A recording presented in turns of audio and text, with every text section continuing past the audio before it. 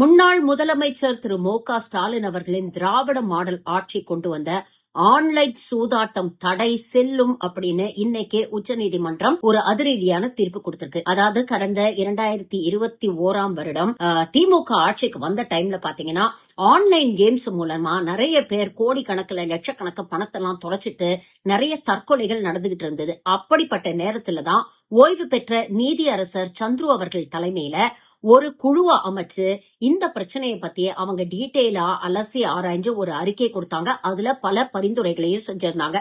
அதன் அடிப்படையில் ஆன்லைன் சூதாட்டத்தை திமுக அரசு தடை செய்தது. இதை எதிர்த்து இந்த ஆன்லைன் கேம்ஸ் நடத்துறவங்க எல்லாம் ஹைகோர்ட்டுக்கு போய் ஒரு தடை வாங்குறாங்க.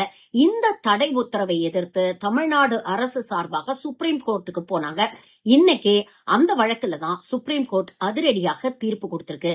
தமிழ்நாடு அரசு கொண்டு வந்த ஆன்லைன் சூதாட்ட தடை சட்டம் செல்லும் அப்படின்னு உச்சநீதிமன்றம் தீர்ப்பு கொடுத்திருக்காங்க. இத பத்தி நீங்க என்ன நினைக்கிறீங்க? உங்க கருத்துக்களை பதிவு பண்ணுங்க.